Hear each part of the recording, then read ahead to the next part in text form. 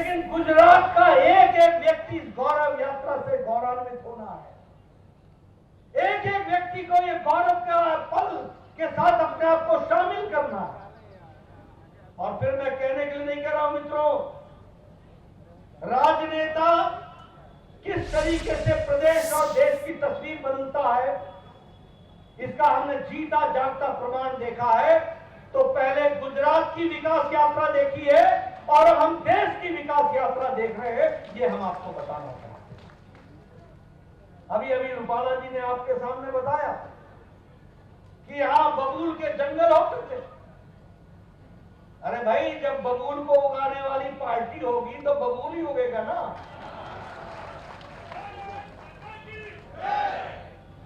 रोपे पेड़ बबूल का, आम कहां से होए? ये बबूल को लगाने वाले लोग तो थे। ये कांग्रेस पार्टी ने क्या किया सालों का? भाई को भाई से लड़ाया, इलाके को इलाके से लड़ाया, जहां पानी चाहिए था वहां पानी नहीं दिया। ने जो आपके सामने बात कही, ये नैनो, ये बात बहुत सही है। एक तरफ ममता जी ने नैनो को ना कह दी और एक तरफ हमारे मोदी जी ने कहा वेलकम टू गुजरात, गुजरात में आपका स्वागत। ये गुजरात की धरती ने विकास के नया आयाम स्थापित किया।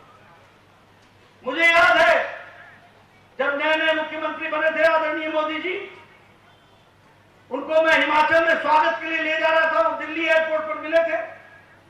उस समय मोदी जी ने वहां दिग्विजय सिंह जो मध्य प्रदेश के मुख्यमंत्री थे उनको बुलाया था और उसी दिन सवेरे 8 बजे नर्मदा के पानी पर बातचीत करने की शुरुआत कर दी थी। यह मैं आपके सामने इसलिए बता रहा हूं कि शुरू से उनकी तरफ थी कि हमारा गुजरात, जो कभी सरदार पटेल ने सोचा था कि हम इसको हरा भरा करेंगे,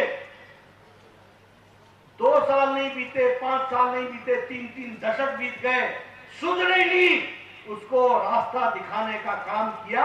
तो आदरणीय नरेंद्र भाई मोदी हमारे कुछ समय के मुख्यमंत्री और आज के प्रधानमंत्री। मित्रों, विकास की मैं बहुत सी कहानियां आपके सामने रख सकता हूं, लेकिन मैं आप लोगों को बताना चाहता हूं कि आप और हम बड़े खुशनसीब हैं कि आज नरेंद्र भाई मोदी हमारे देश के प्रधानमंत्री। आज कोरोना की लड़ाई जिस तरीके से इस शताब्दी की सबसे बड़ी लड़ाई थी, आप अमेरिका की तस्वीर उठा के देखिए, आज भी आधे लोग आपको मास्क लगा के फिरते हुए दिखेंगे। आप यूरोप की तस्वीर उठा के देखिए, अभी भी आपको वहां पर लोग मास्क लगाए हुए दिखेंगे। आप अमेरिका की तस्वीर उठाइए, जो बाइडेन भी पहले मास्क उतारता है तब माइक पर बोलना शुरू करता है। लेकिन यहां आप लोग बड़े नजदीक बैठे हैं और किसी के भी मुंह पर मास्क नहीं है। ये इसलिए हुआ है कि प्रधानमंत्री मोदी जी ने 217 crore double dose with booster हमारे को सुरक्षा कवच दिया है, तो 130 करोड़ की जनता उसमें से निकल सकती है। वैक्सीन की बात करें, मैं बार बार इस बात को बोलता हूं, इस देश में 25 साल लग गए ट्यूबरक्लोसिस की दवा पहुंचने में। इस देश में 28 साल लग गए स्मॉलपॉक्स की दवा को पहुंचने में। इस देश में लगभग 25 से 30 साल लग गए पोलियो की दवा को पहुंचने में। इस देश में 100 साल लग गए जापानी बुखार की दवा को पहुंचने में। लेकिन मोदी जी ने इस देश में 9 महीने के अंदर 2 वैक्सीन बना करके दी और आप सबको सुरक्षित करने का काम किया। मित्रों, यह सरकार प्रोएक्टिव सरकार है, प्रो रिस्पॉन्सिबल सरकार है, प्रो रिस्पॉन्सिव सरकार है, लोगों के दुख दर्द को समझने वाली सरकार है। अभी आप देखिए, यूक्रेन में युद्ध हुआ, कोई देश था जिसने इस युद्ध को रुकवा करके अपने लोगों को लाने का प्रयास किया? कोई देश था? किसी देश ने भी इसकी कोशिश की? लेकिन हां, मैं गौरव के साथ कह सकता हूं कि जब यूक्रेन में युद्ध चल रहा था तो हमारे प्रधानमंत्री जी ने एक ही स्वर में पुतिन से बात की, दूसरे फोन सख्ती से बात की और युद्ध को रुकाया और 22,000 बच्चों को एक सप्ताह के अंदर वापस सुरक्षित घर पहुंचाया, जिसमें से 2,000 बच्चे गुजरात के लिए। आज गौरव यात्रा इस बात के लिए निकलनी चाहिए कि हमारा प्रधानमंत्री ऐसा है जो देश को सुरक्षित रखता है। और उसी तरीके से जब मैं 22,000 बच्चों की बात कर रहा हूं तो मैं ये भी बताना चाहता हूं कि युद्ध को जब रुकवाया था तो दूसरे देश के बच्चे भी भारत का झंडा लेकर के वो भी कर गए थे, वो भी हमको याद रखना। मित्रों, आज विकास की एक नई कहानी लिखी जा रही है। एक समय था यूपीए की सरकार में जब नेशनल हाईवे दिन भर में 12 किलोमीटर बनते थे, आज दिन भर में 37 किलोमीटर नेशनल हाईवे बन रहा है। एक समय था जब रेलवे लाइन एक साल के अंदर 375 किलोमीटर बनती थी, आज 1458 किलोमीटर रेलवे लाइन बन रही है। रेलवे की लाइन लग रही है। विकास के नए आयाम लिखे जा रहे हैं। हर दृष्टि से इस काम को आगे बढ़ाने का काम पकड़ा है। और मैं ये भी कहना चाहूंगा, जिस बात के बारे में चर्चा रूपाला जी ने की है, ये नैनो यूरिया, अगर गुजरात का कोई बच्चा इसका पेटेंट लेता है तो इसको भी गुजरात की धरती में प्रारंभ करके एक किसान की दृष्टि से यूरिया जगत में एक क्रांति लाने वाला काम चल रहा है। इसको भी हमको समझना चाहिए। और प्रधानमंत्री मोदी जी खुद इस बात की चिंता कर रहे हैं कि किस तरीके से इसको खड़ा किया। एक समय में 27,000 करोड़ रुपए एग्रीकल्चर का बजट था, आज 1,24,000 करोड़ रुपए एग्रीकल्चर का बजट है। किसानों की दृष्टि से देखा जाए, आप बताइए, किसान सम्मान निधि आपको मिल रही है कि नहीं मिल रही है? किसान सम्मान निधि मिल रही है कि नहीं मिल रही है? मित्रों, एक समय में एक प्रधानमंत्री कहता था कि मैं 1 रुपया भेजता हूं तो 50 पैसे पता नहीं किस हाथ में चिपक जाते हैं। 85 पैसा कहां चिपक जाता। आज मोदी जी ने 11 करोड़ किसान को शिमला के रिज मैदान से एक बटन दबा करके पूरे 11 करोड़ किसानों को 15 सेकंड के अंदर उनके खाते में 2-2 हजार रुपए पहुंचा दिए। ये बदलता भारत है, ये बदलती भारत की तस्वीर है। आप बताइए, जल जीवन मिशन में पानी आ रहा है कि नहीं आ रहा है? इंदिरा आवास योजना में लोगों को मकान पक्के मिल रहे हैं कि नहीं मिल रहे हैं? मित्रों, एक समय था एक अनार 100 बीमार, एक पंचायत में एक घर मिलता था।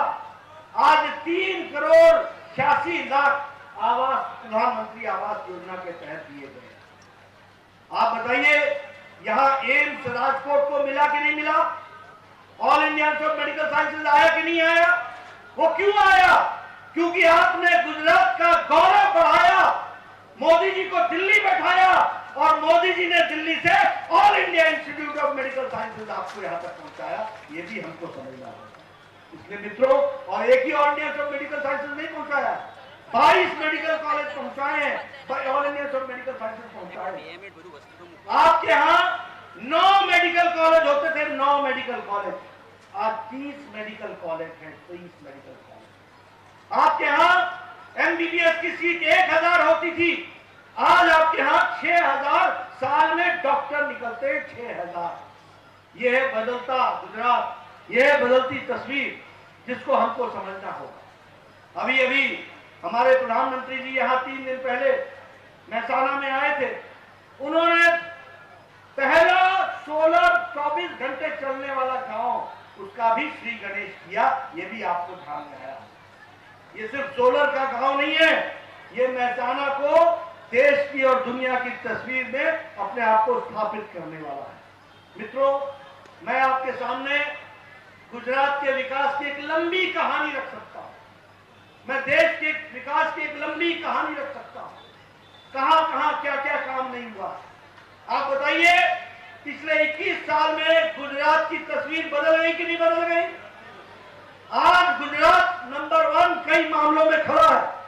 और अगर मैं कहूं कि उसको आगे बढ़ाने में आदरणीय मोदी जी ने जो नीतियों को आगे बढ़ाया है उसके कारण हुआ है, तो यह अतिशोक्ति नहीं होगी। स्टार्टअप में गुजरात आगे, सोलर में गुजरात आगे, ईज ऑफ डूइंग बिजनेस में गुजरात आगे, पावर एनर्जी में गुजरात आगे, सरप्लस पावर रखने में गुजरात आगे, शिक्षा के दृष्टि से गुजरात आगे, एजुकेशन और हेल्थ की दृष्टि से गुजरात आगे है।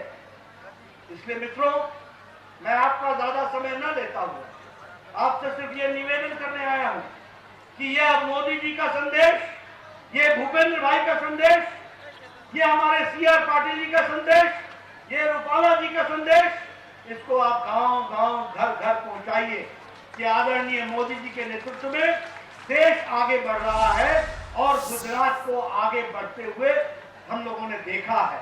इसलिए ये गौरव यात्रा भारतीय जनता पार्टी की नहीं है, ये गौरव यात्रा गुजरात की है, ये गुजरात से भारत की गौरव यात्रा की कहानी है। हम जब गुजरात मॉडल लेकर के दिल्ली में बात करते हैं तो हमारे समझ में आता है कि गुजरात ने दुनिया को, देश को एक नई दिशा दी है और उस दिशा के वाहक आदरणीय प्रधानमंत्री मोदी जी बैठे। इसलिए ऐसी यात्रा के माध्यम से हम आगे बढ़े। इन्हीं शब्दों के साथ मैं अपनी बात को समाप्त करता हूं और गौरव यात्रा का प्रारंभ करता हूं। बहुत बहुत धन्यवाद। बहुत बहुत धन्यवाद। प्रारंभ करें इससे पहले भारतीय जनता पार्टीની વિચારધારામાં કેટલાક મિત્રો જોડાઈ રહ્યા છે અને કેસ પહેરાવીએ છીએ। બોટલાના ડેલિગેટ તો બહુચરાજી ખાતે ભારતીય જનતા પાર્ટીના રાષ્ટ્રીય અધ્યક્ષ જેપી નડ્ડા દ્વારા ભાજપની ગૌરવ યાત્રાનો પ્રારંભ કરવામાં આવ્યો। ગૌરવ યાત્રાની શરૂઆત કરાવી મારા માટે સૌભાગ્ય છે તેવું તેમના દ્વારા કહેવામાં આવ્યું। ત્યાં જાહેર જનતાને તેમના દ્વારા સંબોધન પણ આપવામાં આવ્યું છે। કાર્યક્રમમાં સીઆર પાટીલ પણ ઉપસ્થિત છે, સાથે મુખ્યમંત્રી ભૂપેન્દ્ર પટેલ પણ ઉપસ્થિત છે। ત્યારે ગૌરવ યાત્રાની શરૂઆત કરાવી મારા માટે સૌભાગ્ય છે। 9 જિલ્લાની 24 વિધાનસભા બેઠકમાં પસાર થવાની છે આ ગૌરવ યાત્રા। 13 ઓક્ટોબરથી ઉનાઈથી ફાગવેલ સુધી આ યાત્રા યોજાશે। 13 જિલ્લાની 35 વિધાનસભા બેઠકો આ યાત્રામાં આવરી લેવાશે। ત્યારે બહુચરાજીથી શુભારંભ કરાવી રહ્યા છે હાલ જેપી નડ્ડા ગૌરવ યાત્રાનું, જે તેમની સાથે કાર્યક્રમમાં સીઆર પાટીલ પણ ઉપસ્થિત છે। અનેક વાતો તેમના દ્વારા કહેવામાં આવી। વડાપ્રધાન નરેન્દ્ર મોદીના કાર્યકાળ દરમિયાન જે ગુજરાતમાં વિકાસ થયો છે, જે દેશમાં વિકાસ થયો છે, કોરોનાની પરિસ્થિતિ પણ તેમના દ્વારા યાદ કરવામાં આવી। તેમના દ્વારા કહેવામાં આવ્યું કે અનેક દેશો હજી પણ એવા છે કે જ્યાં હજી પણ માસ્ક પહેરવું પડી રહ્યું છે, સોશિયલ ડિસ્ટન્સ રાખવું પડી રહ્યું છે, પરંતુ આપણે અત્યારે આટલા નજીક માસ્ક વગર બેઠા છીએ। તેનું કારણ છે કે ભારતે કોરોનાની રસી બનાવી અને કોરોનાની જે ભારતનું મહારસીકરણ અભિયાન હાથ ધરવામાં આવ્યું। હાલ જે કાર્યક્રમ ચાલી રહ્યો છે, અનેક જે લોકો છે તે ભાજપનો ખેસ પણ પહેરી રહ્યા છે। સીઆર પાટીલના હસ્તે તેઓ ભાજપનો ખેસ પહેરી રહ્યા છે।